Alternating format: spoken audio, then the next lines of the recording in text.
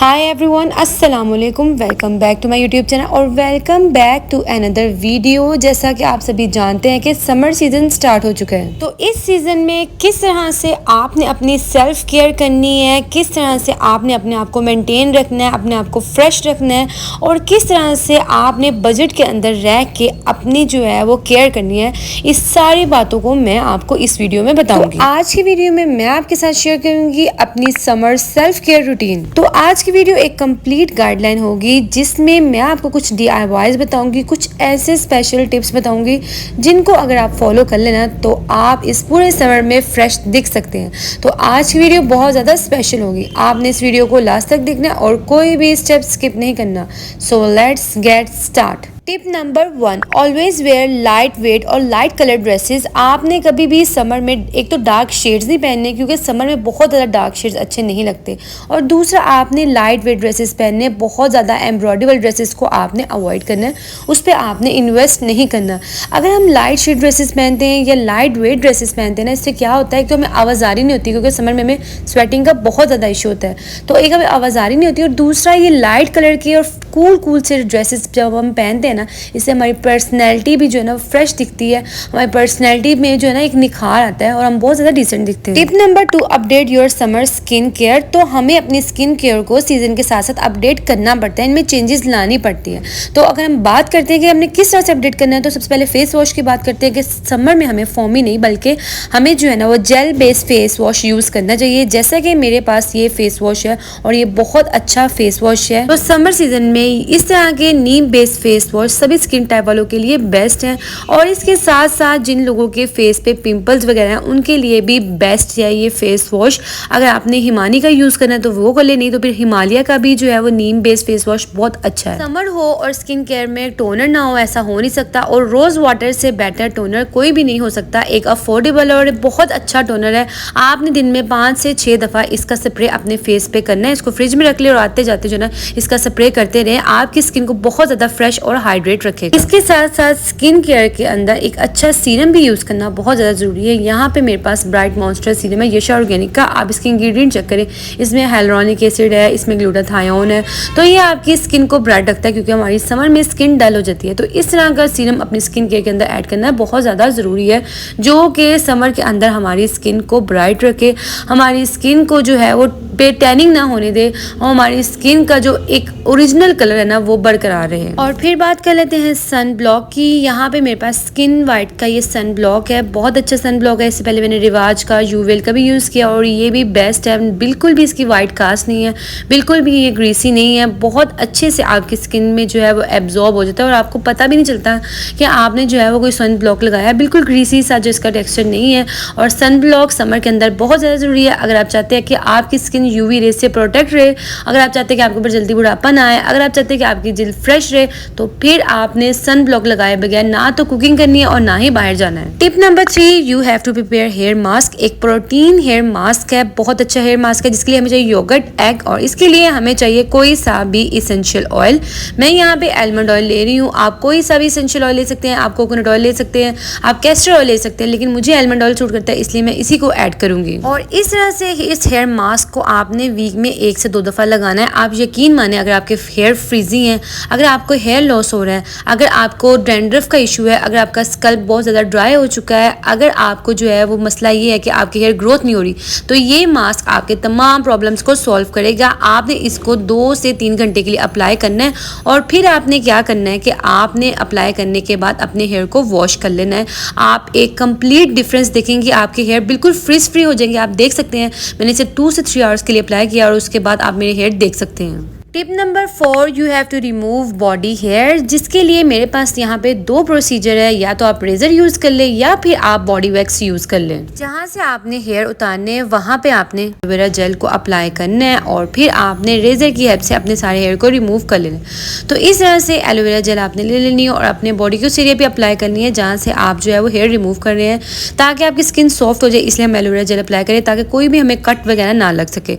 और आप देख सकते हैं इस तरह के आपने बॉडी रेजर लेने और इजीली ये आपके बॉडी से हेयर रिमूव कर देती है without spending so much time. दूसरा मेथड है वैक्स का। तो सबसे पहले जहाँ से हेयर रिमूव करने हैं वहाँ पे आपने कोई भी टेल्कम पाउडर अप्लाई कर लेना है अच्छी तरह से, और फिर हमने अप्लाई करनी है वैक्स। तो यहाँ पे मैं आपको यूज करके बताऊंगी। मेरे पास है गोल्डन गर्ल की वैक्स और ये लेमन वैक्स है। जिस एरिया से हेयर रिमूव करने हैं वहाँ पे मैंने स्पैचुला की हेल्प से पहले वैक्स को अप्लाई कर देना है अच्छे से, और फिर इस तरह से वैक्स स्ट्रिप लेनी है, और जहाँ पे आपने वैक्स को अप्लाई किया होगा वहाँ पे आपने इस तरह से स्ट्रिप्स को रख के थोड़ी देर के लिए इस तरह से आपने जो है इसको दबाना है, और दबाने के बाद आपने क्या करना है कि इस स्ट्रिप को आपने जोर से खींच लेना है और आपके सारे के सारे हेयर रिमूव हो जाएंगे। टाइम टेकिंग प्रोसीजर भी है और थोड़ा सा पेन वाला प्रोसीजर भी है, तो आपकी चॉइस है। आपने इस तरह से रिमूव करने हैं तो इस तरह से कर लें, नहीं तो फिर आप रेजर भी यूज कर सकते हैं। Tip number 5, prepare detain mask. तो समर में टैनिंग का इशू किसको नहीं होता, और हम बनाएंगे एक डिटेन मास्क जिसके लिए हमें चाहिए योगर्ट, हनी और हमें चाहिए मुल्तानी मिट्टी। तीनों बहुत ही स्ट्रॉन्ग इंग्रेडिएंट हैं। तीनों इंग्रेडिएंट्स को अच्छी तरह से मिक्स करेंगे, और जहाँ जहाँ पे हमें टैनिंग का इशू है, मीन्स कि हमारे फेस पे, नेक पे, तो वहाँ पे हमने इस फेस मास्क को अच्छे से अप्लाई करना है 15 से 20 मिनट के लिए।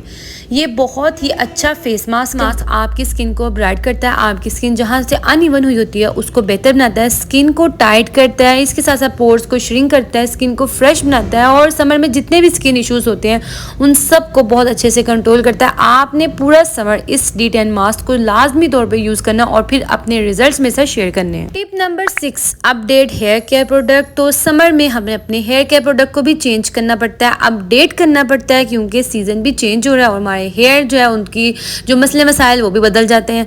तो मैं आपके साथ डिस्कस करूंगी कि आपने किस तरह से चेंजेस लानी है अपने hair care product. Hair care में एक हेयर मसाजर तो लाजमी तौर पे ऐड करना है ताकि आप डेली बेसिस पे अपने स्कल्प की मसाज कर सकें। ऑयलिंग तो करनी ही करनी है, लेकिन किस तरह से और किस वे से की जाए, तो आपने ऑयल एप्लीकेटर लेना है ताकि आपके रूट्स तक हेयर ऑयल जा सके। साथ साथ अपने हेयर के अकॉर्डिंग, हेयर इशू के अकॉर्डिंग आपने शैम्पूज भी चेंज करते रहना है। जैसे कि मेरे पास मेरा हेयर लॉस हो रहा था बहुत ज़्यादा, तो फिर मैं पहले ट्रेसमी यूज़ करती हूँ और फिर अब मैं जेनफॉर्म का ये एनाग्रो शैम्पू यूज़ करी हूँ। दोनों शैम्पू बेस्ट हैं। और अपनी हेयर केयर के अंदर एक अच्छा केराटिन मास्क भी यूज़ करना बहुत ज़्यादा ज़रूरी है। कोई फंक्शन हमें अटेंड करना पड़ता है, ईद आ जाती है, कुछ ना कुछ ऐसे मौके आ जाते हैं कि हमें एक पार्लर लाइक केराटिन ट्रीटमेंट चाहिए होता है। तो यहाँ पे मेरे पास ऑर्गेनिक ब्लूम का ये केराटिन क्रीमी हेयर मास्क है, बेस्ट है अगर आपके फ्रीजी हेयर और आप चाहते हैं कि आपके हेयर सिल्की, स्मूथ और शाइनी दिखे। तो इस हेयर मास्क को एक दफ़ा मेरे कहने पे आप यूज़ करें, इसके शॉकिंग रिजल्ट्स हैं। बहुत टाइम से यूज़ कर रही हूँ और ये बेस्ट हेयर मास्क है। अपने हेयर की फ्रीजनेस को ख़त्म करने के लिए हम यूज़ करेंगे लिवॉन सीरम। और हेयर के अंदर जो ना बाज़ दफ़ा क्या होता है कि पसीने की वजह से स्मेल पैदा हो जाती है, तो उसके लिए मैं आपको रिकमेंड करूँगी ऑर्गेनिक ब्लूम की ये हेयर मिस्ट। बहुत अच्छी है, आपके हेयर को शाइनी भी बना देती है, आपके जो स्प्लिट एंड्स हैं उनको भी कंट्रोल करती है, और इसके साथ साथ आपके जो है ना आप इसको एज ए हेयर परफ्यूम भी यूज़ कर सकते हैं। तो बेस्ट है ये, बहुत अच्छी ये चीज़ है, आपने लाजमी अपनी हेयर केयर में इसको जो है वो शामिल करना है। Tip number 7, take detox water daily. और इसके लिए हमें चाहिए लेमन। आपने एक लेमन इसके अंदर स्क्वीज कर लेना। इसके साथ साथ हम कुछ बीट रूट के पीसेस भी ऐड करेंगे, एंड देन हम ऐड करेंगे कुकम्बर और मिंट। अगर आपने चिया सीड्स ऐड करने तो उसको भी आप ऐड कर सकते हैं। और यहाँ पे हमारा डिटॉक्स वाटर रेडी हो गया। डिटॉक्स वाटर बहुत अच्छा हमारी बॉडी के लिए, ये हमारे बॉडी के अंदर से एक्स्ट्रा टॉक्सिन्स को रिलीज करता है, इसके साथ साथ हमारी बॉडी को हाइड्रेट रखता है, हमें डिहाइड्रेशन होने नहीं देता। इसलिए डेली बेसिस पे समर में आपने डिटॉक्स वाटर को लाजमी तौर पे जो है वो ऐड करना है अपनी डाइट में। Tip number 8, take cool shower daily. और इसके लिए हमें चाहिए कुछ प्रोडक्ट्स, लाइक हमें चाहिए शावर जेल, बॉडी स्क्रब चाहिए, इसके साथ साथ बॉडी बटर या कोई मॉइस्चराइजर चाहिए। डेली बेसिस पे आपने शावर लाजमी तौर पे लेना है किसी भी अच्छी शावर जेल से। आपने क्या करना है, शावर जेल को लोफा पे ऐड करके आपने अपनी पूरी बॉडी को अच्छे से नीट एंड क्लीन कर लेना है ताकि कोई भी मैल वगैरह आपकी बॉडी पे ना रहे। और आप खुद भी देखेंगे कि आप जब शावर लेंगे ना तो आप बहुत ज़्यादा फ्रेश फील करेंगे। इसलिए आपने कभी भी समर में शावर को स्किप नहीं करना। आप अगर चाहते हैं आप फ्रेश दिखें तो आपने डेली बेसिस पे शावर लाजमी तौर पे लेना है। शावर जेल को यूज़ करने के बाद नेक्स्ट स्टेप आ जाता है कि आपने अपनी बॉडी को करना है एक्सफोलेट। तो एक्सफोलेट करने के लिए आपको चाहिए कोई भी अच्छा सा बॉडी स्क्रब।